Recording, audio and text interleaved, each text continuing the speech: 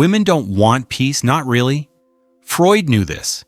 He said we are never so defenseless against suffering as when we love. That line says it all. What she wants, what she truly feels in the deep, unspoken parts of her body isn't calm, it's tension. Polished smiles, soft hugs, loving words. Those are nice, but they're just surface. What lies beneath is a pull towards something far more primal. And if you're a man who still believes that loyalty is earned with roses, long texts, and promises to never leave, then I hate to say it, you've already lost. Freud cracked open a truth that most men still run from. Female desire isn't drawn to comfort. It's drawn to danger, not chaos, not cruelty, but danger, the kind that doesn't need her to feel whole. This isn't bitter. It isn't some angry take on women. It's deeper than that. It's psychology. Freud devoted his life to asking one question: what does a woman want?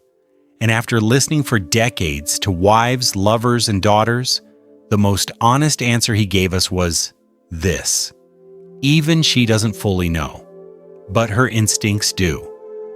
Freud believed that human desire, especially in women, was not neat, not moral, not even conscious. It was chaotic, shifting, ancient. Female sexuality in his eyes was a dark continent, something no man had ever fully mapped. Something wild, something suppressed for so long by society that its truest shape had been hidden even from itself. And in that suppression, he found something disturbing. What a woman says she wants is often not what she actually responds to. She might say she wants a nice guy, but she can't stop checking her phone for the one who ghosted her. She says she wants a man who listens, but she stays up thinking about the one who made her feel invisible. She wants stability, but her heart races when she's with someone who walks the edge of destruction. Why? Because female desire isn't about logic. It's about lack, about pursuing something that's just out of reach. The man who gives her everything, his time, his heart, his soul, that man becomes predictable. And predictable is the death of attraction. Freud called this repetition compulsion, the psychological pull to repeat our earliest wounds. The woman who grew up feeling unseen will chase the man who disappears. Not because she enjoys the pain, but because something inside her recognizes the pattern, and she's drawn to the tension it creates. This isn't cruelty. It's survival instinct. Freud knew this. He saw how women evolved to test, to sense, to survive. And part of that testing means craving men who challenge them emotionally, not harmfully, but by not collapsing into their every need. It's why when you pull back, when you stay rooted in your own path, when you don't rush to fix or reassure, that's when she leans in. Because in that tension, she feels something real, something magnetic. But no one told you this. You were told to be open, to share everything, to be the safe space. You thought emotional vulnerability would earn respect, and yet she drifted, slowly, coldly, without warning. You sat there wondering what you did wrong. Freud would have told you it's not you, it's what you were taught. He believed that repression, especially sexual repression, was the foundation of civilized society. But he also believed repression doesn't eliminate desire. It just hides it, buries it deeper. And in women that buried desire often splits into two lives: the outward life nurturing, composed, proper, and the unconscious life wild, untamed, irrational. That's why the bad boy trope never dies, because he represents something ancient, a man who won't be tamed, a man who doesn't beg, a man who doesn't need her to feel valid. You've probably lived it. You tried. You showed up. You cared. And it still wasn't enough. Not because she's ungrateful, but because you gave away the one thing she needed to feel: attraction, your core. your center, that part of you that doesn't shake when she pulls away, that doesn't overreact when she gets cold, that doesn't chase when she goes silent. She didn't want your emotions, she wanted your grounding. Freud wrote, "Anatomy is destiny." People twist this quote. He didn't mean biology is fate. He meant our deepest desires are carved into us, into our instincts, our chemistry, our evolutionary wiring. And female desire, he said, is not polite. It's not PG. It's raw. And the man who understands that not just with his brain, but with how he moves, speaks, and stands, that man becomes unforgettable. You, though, you were told to soften, to dial it down, to be sweet, sensitive, always available. And now you're confused. You don't understand why she tests you, why she stirs up drama, why she pulls back when things get close. It's not because she's broken. It's because she doesn't crave peace. She craves your unchangeability. She craves your refusal to bend. Freud believed love is always tangled with conflict. Desire can't survive without it. That's the tragedy of modern men. They want to be safe and sexy, tender and dominant, available and mysterious. But these are opposites. You can't be both. Desire thrives in imbalance, in tension. And the moment you try to give her everything, your thoughts, your time, your tears, you rob her of the chase. She wants to surrender, yes, but only to a man who can't be manipulated. She wants to submit, but only to a man whose mission is bigger than her emotions. She wants to be claimed, not by the man who needs her, but by the man who doesn't. Freud, for all his flaws, saw this with brutal clarity. He didn't blame women. He blamed the illusions that men were taught, illusions that told you, if you just love her enough, she'll stay. No, Freud would say, it's not about how much love you show. It's about the frame you hold, the self-control you embody, the power you don't abuse, but also don't abandon. Because it's not your emotional exposure that turns her on. It's your restraint, not control over her. That's not what we're talking about. Control over yourself. That's what Freud meant by masculine power. Not domination, but containment. The ability to feel deeply without collapsing. The ability to want without becoming needy. The man who could indulge, but doesn't. The man who could chase, but walks instead. That's the man who pulls her into his orbit without ever lifting a finger. You were taught the opposite. You were told to be real, to be open, to show your heart like a badge of honor. But Freud would say you showed it too soon, before it was forged, before it was tested. And when you show your soul before you know its structure, it doesn't come across as strength. It looks like exposure. And exposure isn't attractive, it's needy, it's childlike. You thought vulnerability was enough, that if you told her everything she'd see the real you and stay. But she didn't. She drifted. And Freud would argue she didn't leave because of what you shared, she left because of what you stopped being. You stopped being a force. You became a function. You became the man who showed up, texted back, made plans, and lost all mystery in the process. Because here's what Freud understood about women. Mystery is not optional. It's the fuel of attraction. It's the difference between being respected and being tolerated. It's the difference between being remembered and being replaced.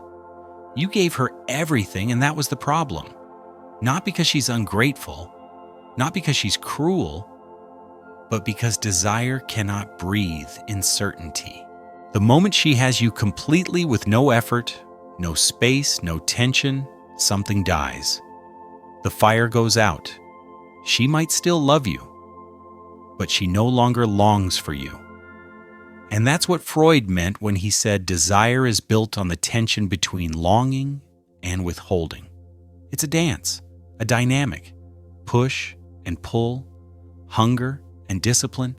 You kill that dance when you become too available, too open, too easy. You might think love is about full transparency, telling her every thought, every fear, every emotion. But Freud knew better. He knew the unconscious mind doesn't respond to honesty.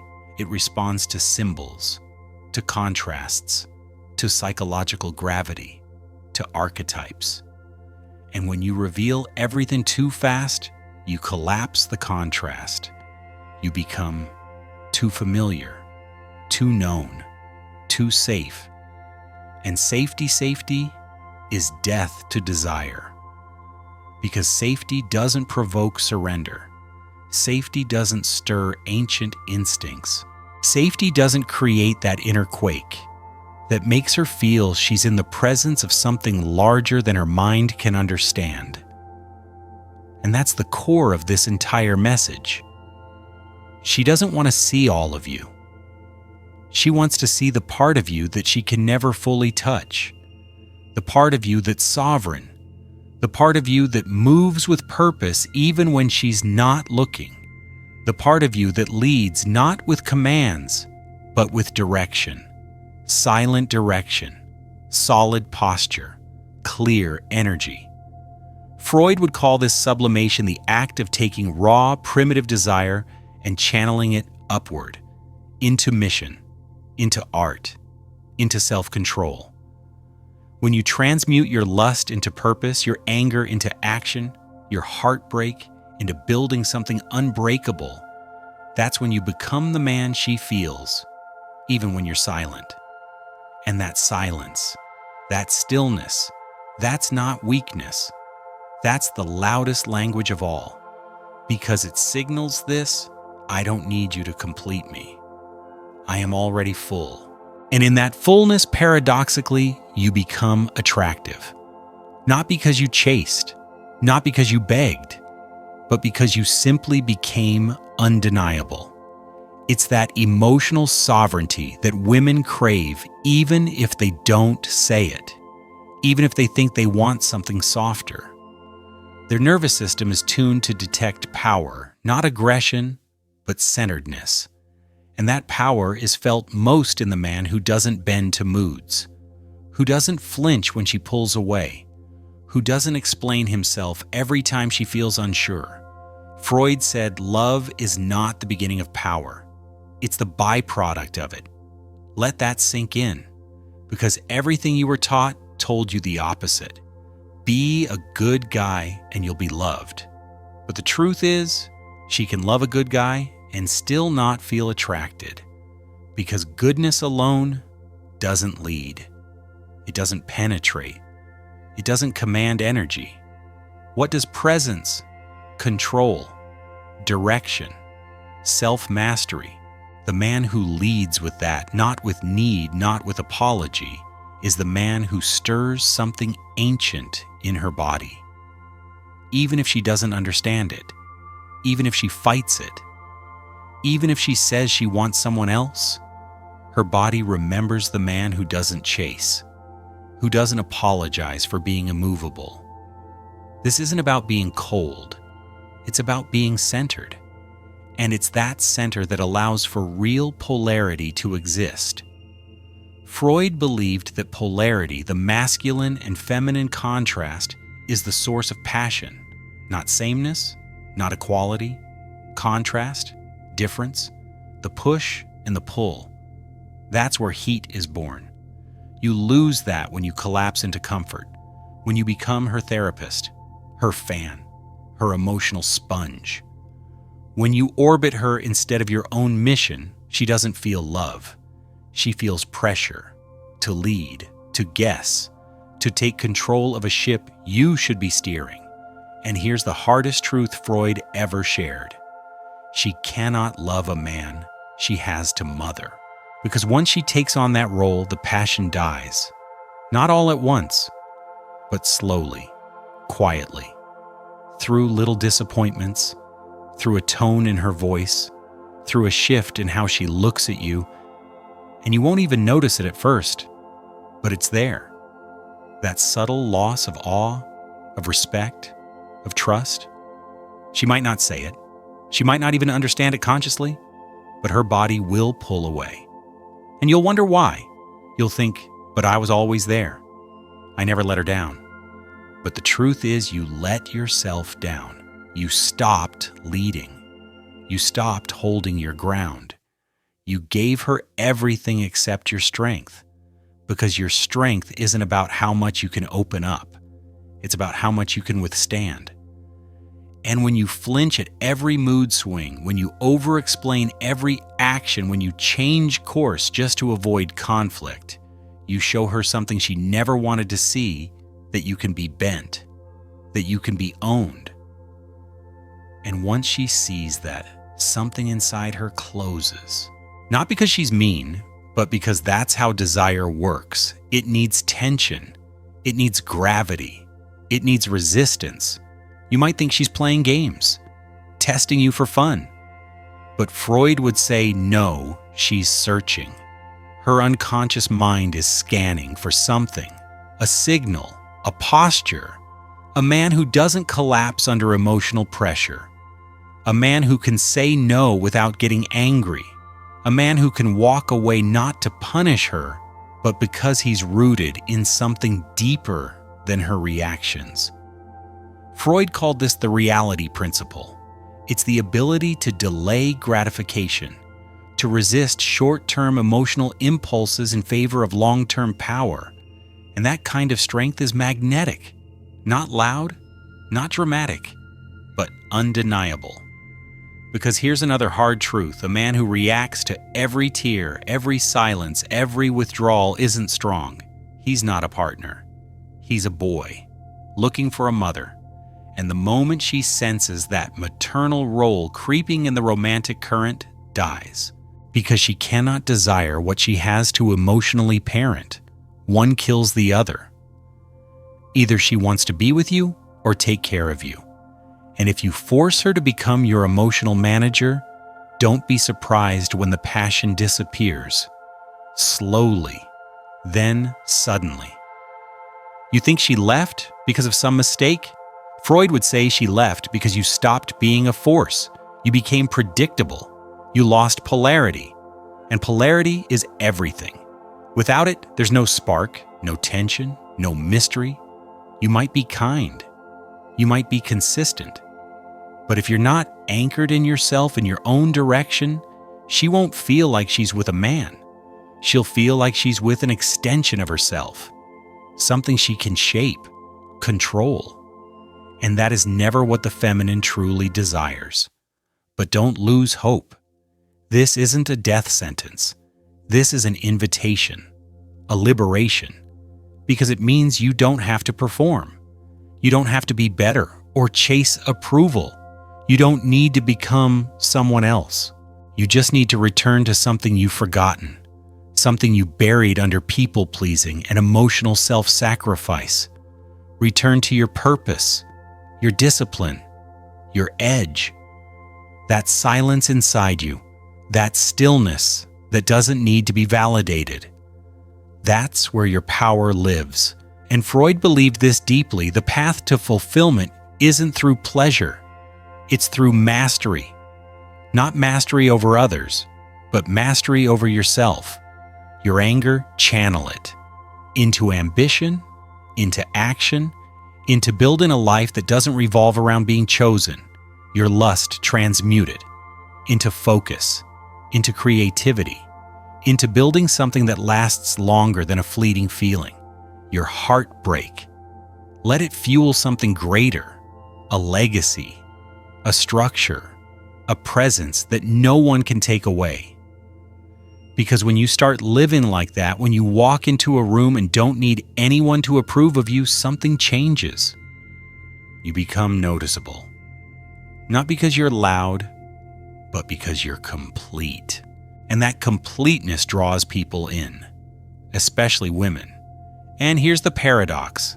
The less you try to be chosen, the more attractive you become. Because women can sense it. That shift, that sovereignty, that detachment from outcome. that emotional center that doesn't tremble at the threat of being left. And suddenly, the same women who once dismissed you, they look again. The silence that once confused them, it starts to pull them in. Why? Because you're no longer offering yourself as an emotional product. You're no longer needing them. You're inviting them. And that in the deepest part of their instincts is what they've been waiting for all along. Freud's message wasn't that women are flawed. It's that they respond to a frequency that men have forgotten how to broadcast. A frequency built on sovereignty, not softness. On direction, not desperation. On mission, not mood swings. And this frequency doesn't beg for love. It creates the conditions for love to grow. Love that's built not on codependence, but mutual power. Love that doesn't dilute itself to survive. Love that challenges, expands, and awakens something ancient in both people. But here's where most men fall. They think being desirable means being needed, being depended on, being her source of emotional safety. But true attraction doesn't come from dependency. It comes from reverence. And reverence is only given to someone who doesn't kneel. You were taught to lead with your heart. But Freud would argue a man must first lead with his spine. Because when you trade your center for affection, when you bend just to keep her happy, you don't earn love. You earn quiet resentment. It doesn't show up right away, but it leaks. Through her tone, through the way she touches you, through the way she stops looking at you the same way. You think the relationship is fine, but underneath, something has eroded. And it began the moment she sensed you could be controlled. The moment your emotional availability became emotional weakness. The moment she became the compass instead of the passenger. Now listen carefully. She doesn't test you because she's malicious. She tests you because her body is looking for a leader. A man who can handle her fire without putting it out. A man who can love her but won't lose himself in the process. A man who can say yes without needing to say it every time. Because if you can't say no, your yes means nothing. That's the frame Freud pointed to when he spoke of the ego not as arrogance, but as the inner structure that keeps you from being a slave to your emotions. Or worse, hers. If you bend to her every demand, every silence, every storm, then she doesn't feel led. She feels burdened. You think you're doing the right thing, being supportive, being responsive, but in her eyes, you're becoming reactive. And reactivity, Freud knew, is the death of masculine energy. The man she follows, that man moves through storms without flinching. He doesn't get cold when she gets cold. He doesn't pull back when she panics. He stands, silent, steady, and in that steadiness, she finds something she forgot. She was even craving something unbreakable. The truth is, she doesn't need a man who mirrors her chaos. She needs a man who anchors it, a man who doesn't try to fix her storms, but becomes the calm center within them. Freud understood that for love to survive, it had to be built on something deeper than comfort. It had to be built on power, emotional power, sexual polarity, psychological depth. And that kind of love doesn't grow in a vacuum. It doesn't thrive in overexposure, over-explaining, over-giving. It needs contrast, the hunger and the holding back, the closeness and the space, the warmth and the edge. That edge, it's your responsibility to sharpen. Because if you soften it to make her stay, you'll lose the very thing that made her feel alive in the first place. She didn't fall for your sensitivity. She fell for your presence, for your restraint, for your ability to feel everything and still not be swayed. You were taught to be emotionally honest. but you were never taught to be emotionally sovereign. So you keep asking, why did she lose interest? Why did she stop respecting me? Freud would answer, because she felt she had you before she earned you. And anything earned too easily becomes invisible. It fades into the background. It's no longer felt.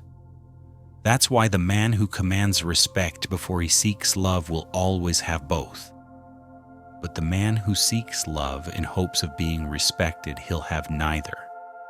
Because desire doesn't respond to how much you give, it responds to what you withhold.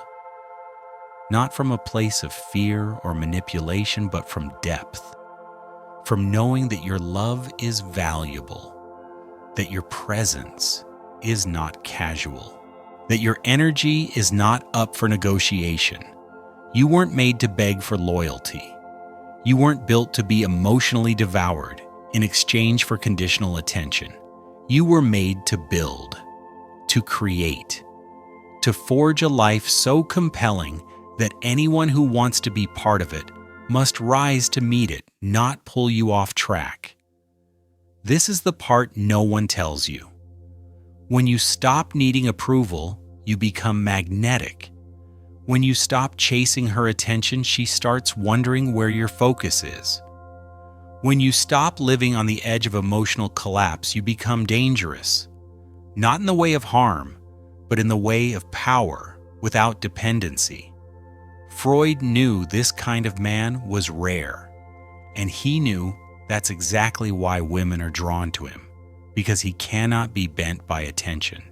He cannot be seduced by praise. He lives by an internal code, and that is what she wants to surrender to. Not your achievements, not your charm, but the gravity of who you are when no one is watching. The world told you to kneel, to be safe, to be agreeable. But your soul was never designed for that. Your soul was built for direction, for fire, for vision. And when you abandon that to make her comfortable, you rob her of the very thing that creates trust. Yes, trust. Not the kind that comes from constant validation, but the kind that comes from knowing this man moves with or without me. That's when she relaxes. That's when she stops testing. That's when she starts to follow, not out of fear, but out of something sacred respect. Because she knows you will not abandon yourself just to keep her happy. And that is rare. That is unforgettable. That is what makes you desirable, in the deepest sense of the word. But you'll never find it if you're still chasing her instead of leading yourself. So stop bleeding for validation. Stop over-explaining your heart. Stop mistaking softness for strength, and start standing in your truth. Build your spine before you open your chest. Cultivate your discipline before you speak about your devotion. Let your life say what your words cannot. That's what Freud meant by sublimation, turning fire into fuel, turning chaos into form, turning impulse into purpose. And from that place, love no longer becomes a strategy. It becomes a byproduct. You don't attract her by trying to make her feel safe. You attract her by being safe within yourself, unshaken, unmoved, unbought. And in the end, that's the man she's been waiting for. Not the man who promises everything, but the man who doesn't need to promise anything because his presence already says it all. So if something in you stirred while listening to this, if something woke up, don't walk away quietly. Like, share, subscribe, support the work. Not just because it helps us keep speaking what others are afraid to say, but because it helps you remember who you were before the world told you to kneel. You're not here to be chosen. You're here to become.